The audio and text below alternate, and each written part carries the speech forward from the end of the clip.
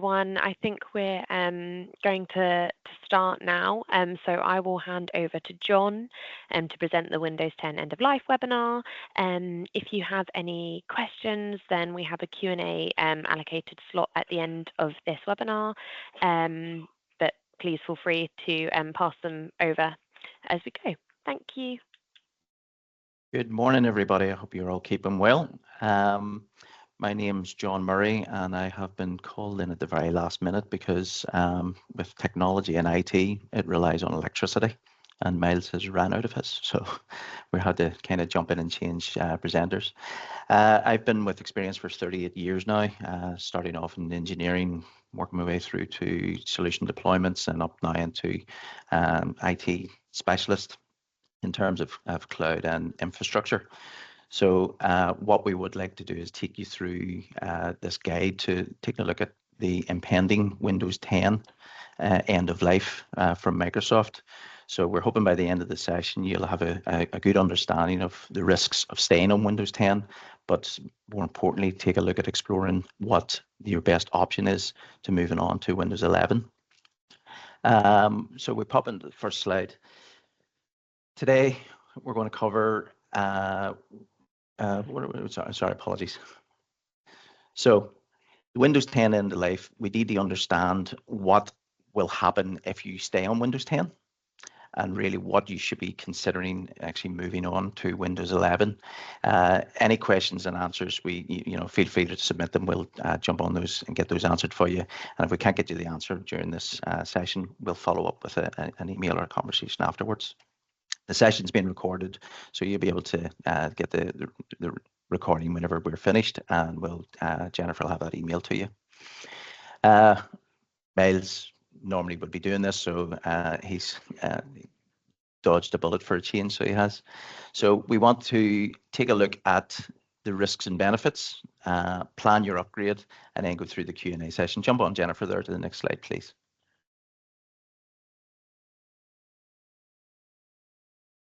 So what is Windows 10? Believe it or not, it has now going to be 10 years since Windows 10 has been running. It was the follow-on from Windows 8. At one stage, Microsoft were promising this is going to be the last Windows upgrade, but they seem to have changed their mind on that there. It's probably one of the most widely used operating systems. The reason being is it has been running for so long. It was quite a fundamental change from Windows 8 to Windows 10.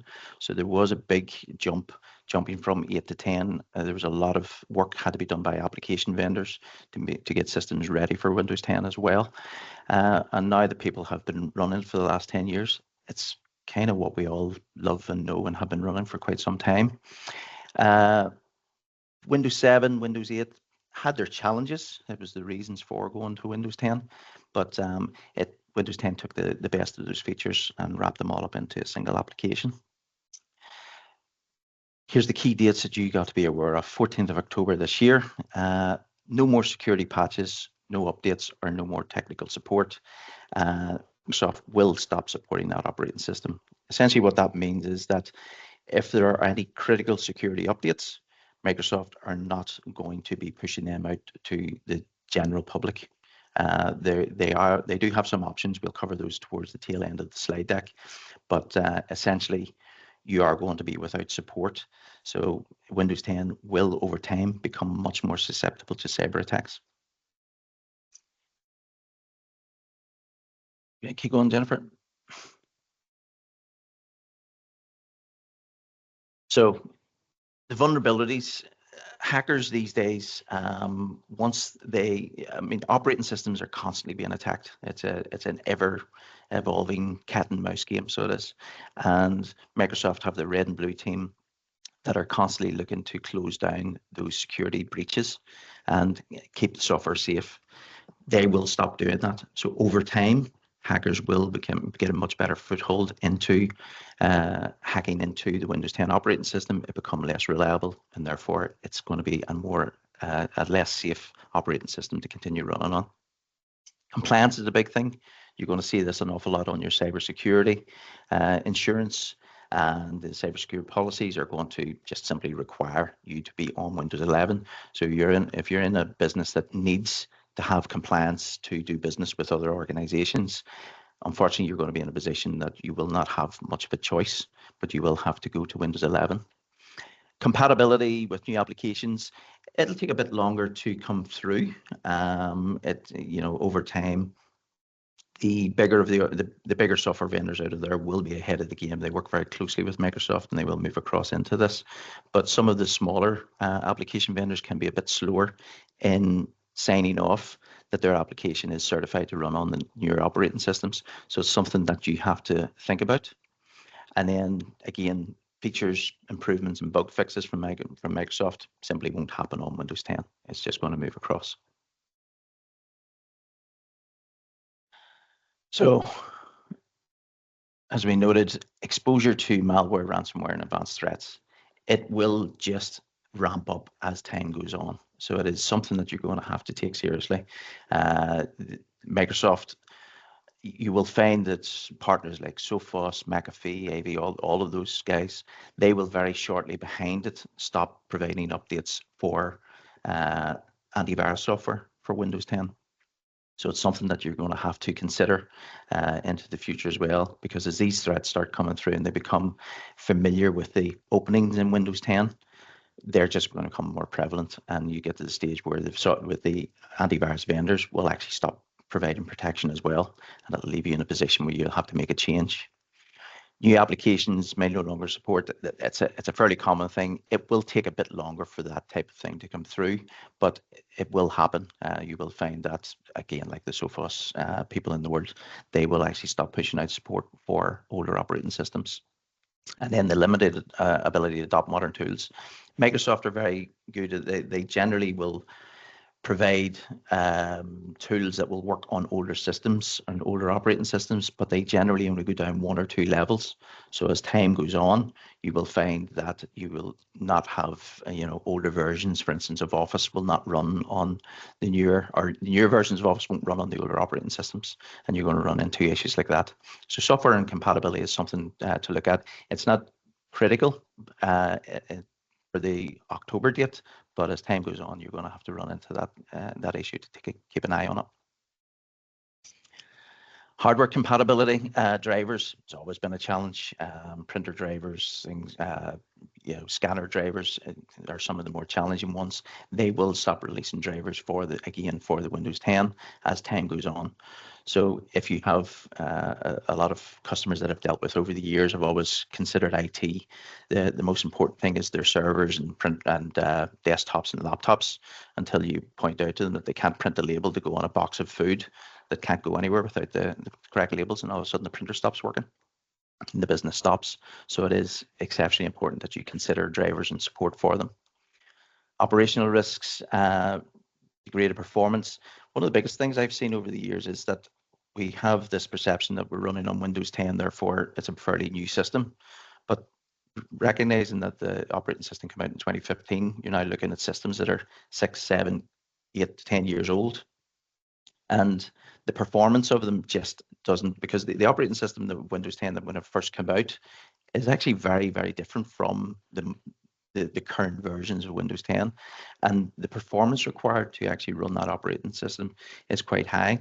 So even Windows 10 came out, 4 gigabyte of memory on a PC was sufficient. Now you need to have 16 gigabytes just to run a Windows 10 operating system, and then a few applications on top of it.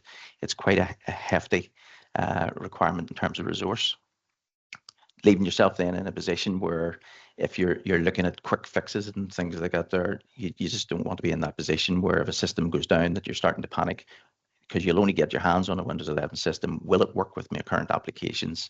Am I going to have any issues integrating it into the network?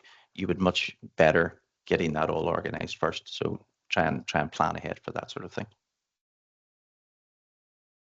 So quick recap on the risks of staying there. Patches and emerging threats, cybersecurity, higher likelihood of data breaches is a definite, and meeting compliance standards. You're going to have your cyber insurance, your requirement to meet certain standards are going to push you down the Windows 11 route, so you will not be able to stay on Windows 10. GDPR, Cyber Essential, DSP, they are just going to put you into that position. GDPR is one of those ones, particularly if you have a breach and a significant breach, and they come back and ask you what is your current version of all your systems. As soon as you announce that you've got Windows 10 systems, you're already in a difficult position. Unsupported OSs will void insurance. They will get out of that very, very easily. So they will if you have an unsupported operating system. And the data breaches, say GDPR, that will put you in a bad position if you have to declare something. Business continuity, risk of downtime, instability. You know, those are fairly standard operational issues regardless of any operating system. The challenge is that if you continue to run on older systems, whenever you have to replace something, you run into the challenges of introducing a newer system into an older environment, and it can cause its own issues trying to get that integration put into place. Innovation third party, again, generally driven by Microsoft inside their Power Platform. They'll be looking to push through the latest technology in Power Apps, Power Platform, and what you will find is that Windows 10 will not be able to support quite a lot of those features. So that things are going to, over time, it's just going to leave Windows 10 behind. So our benefits of upgrading: enhanced security. So we have quite a lot of features all built into it. Again, the Windows 11 has been designed to take a look at what the current and future threats are going to be. So they are pushing in and enabling by default things like BitLocker. It's going to encrypt your data, secure boot, and all of those types of things. Compliance is a big thing. You are going to be compliant. Better user experience. I can tell you from experience, it doesn't take long getting to grips with Windows 10 or with Windows 11, jumping from Windows 10. And there are some really nice features actually for the user to make it easy to move screens around, to present information in a way that suits them. So it's a really nice place to work in. And then future proofing. It's again around the compatibility and the support of updates. That really is the key thing, is actually the security of our environments. So those are the key benefits of upgrading to Windows 11. So options: in-place upgrade. It's a good option to do an in-place upgrade. It keeps everything that is compatible with Windows 11 in terms of applications. It will keep all those installations for you. Takes about an hour to do, start to finish. So you know the system will go and do the majority of the work itself, all of your settings, all of your applications. You will find though that it will only work on your hardware. We're probably looking at any systems that are 3 years and younger. Will definitely be able to do it. Anything 3 years and older, you're going to have to assess, because you may find that the hardware doesn't meet the Windows 11, chipset incompatibilities, processor incompatibilities, things like that. So you may find that you'll not be able to do an in-place upgrade on older systems. Next option, replace hardware. Pretty self-explanatory. I always look at it personally that, anything that's 3 years old and older, you need to really assess, but certainly 3 to 4 years is where you need to be looking at it and saying, is it worth my time and effort? Now, it depends on your organization. Times in the business, you may already have a plan in to replace technology on a 4 or 5 year term, which is a really nice way to work, and something I would strongly advise that you take a look at doing. But in terms of deciding, should I replace it or should I do an in-place upgrade, it really comes down to the age of the system and the requirements of the user. The thing to remember is that whenever you do an upgrade from Windows 10 to Windows 11, it will put a wee bit more resource requirement on the hardware. And you might find on the slightly older hardware, if it's a wee bit limited in terms of memory resources, it might start to struggle. And so you've taken the time and effort to upgrade it, and then you have a user that's complaining and giving you a hard time for 2-3 months, and eventually replacing the system anyway. So it may be a case of just looking at the environment, looking at the device, looking at what resources it has, looking at its age, and then making a decision whether you should replace or in-place upgrade. So other options, virtualization. It's all it's a bit of a unique thing. So it is in the small business environment, we don't see a massive amount of customers picking this up, but it is an option in there where you can use your existing system and actually run a virtual desktop. It's been a technology that's been around for many years, and has had some success with Microsoft.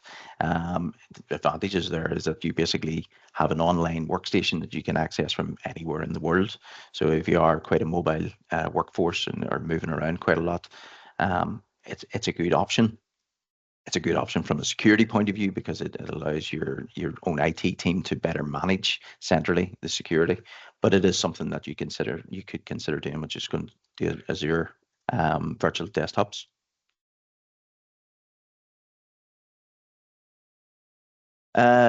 So here are your options. The extended security updates is something that is an option worth considering if you're really stuck with an application that simply will not run on Windows 11. This might be your only route forward where you have a compliance requirement and you need to go down this route. It's something that I would see definitely as a short term.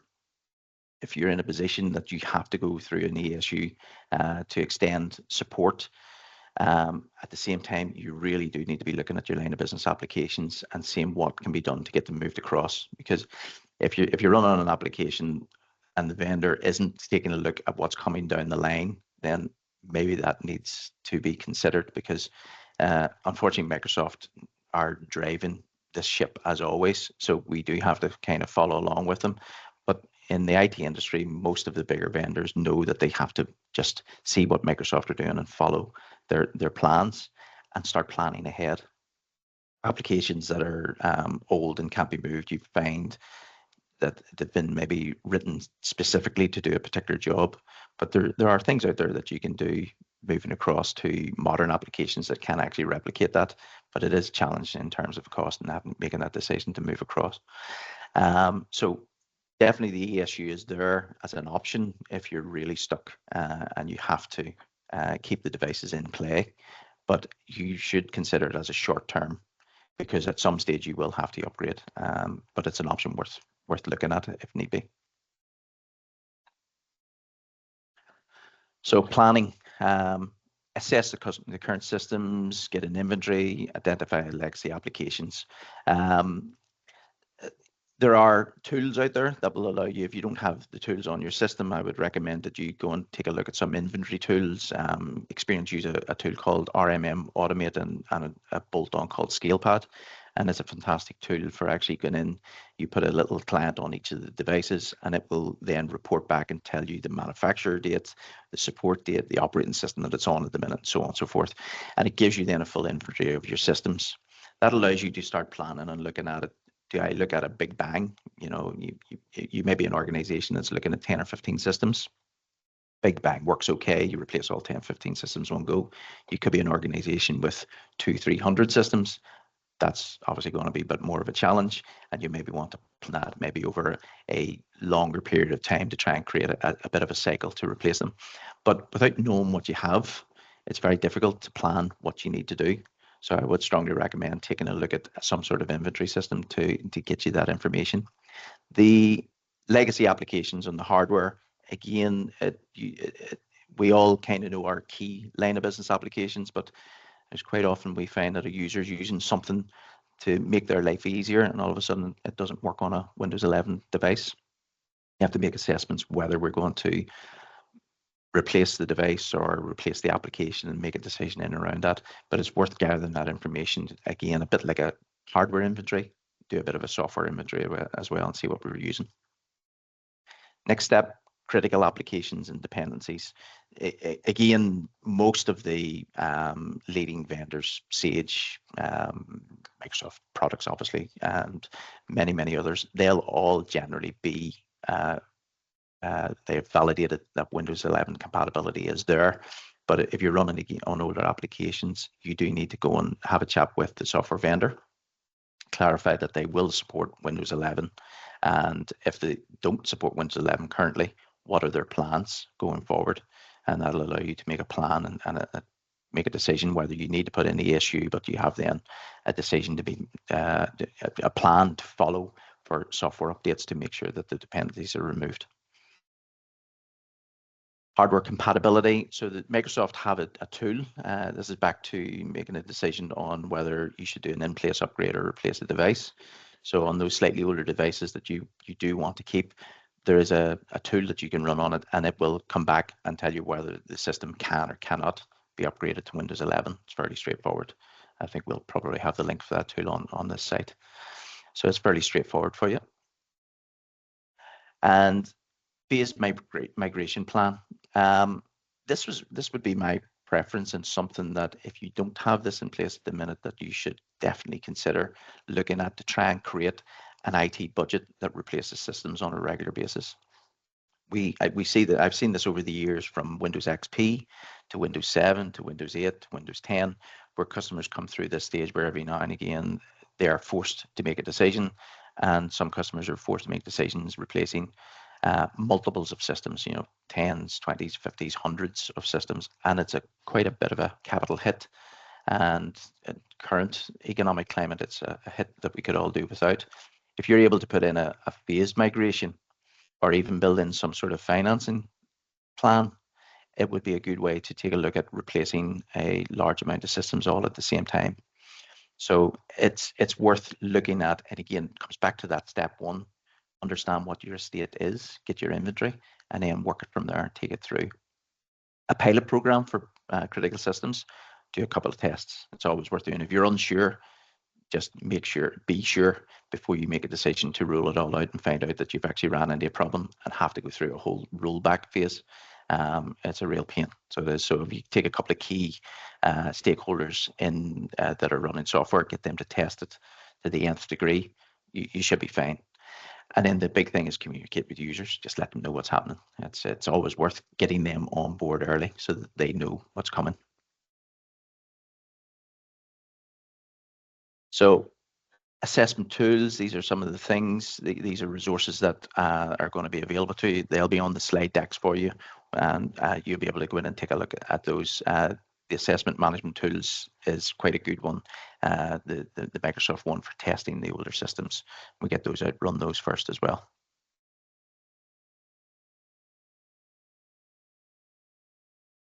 So key takeaways.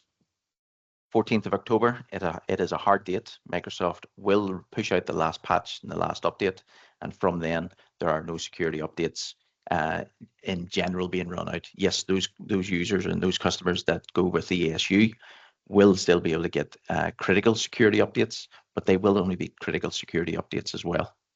So a really significant breach in the Windows 10 operating system that's been exploited, Microsoft will jump on that and push it out to customers that are paying for an ASU. But for the rest of the users that are just still running on Windows 10, as time goes on, your environment is going to become much less secure. And it's not if you get a breach, it's when you will get a breach is really what you should be planning for. So you need to take a look at that. Delaying, so that's what happens whenever you delay the operation, the migration. If you plan early, you can actually take all of the pain out of the moving. So again, get the inventory tool, get an idea of what your entire estate is, and then move everything across in a nice, slow, steady, planned step. And it takes the pain out of moving it and the disruption to the business.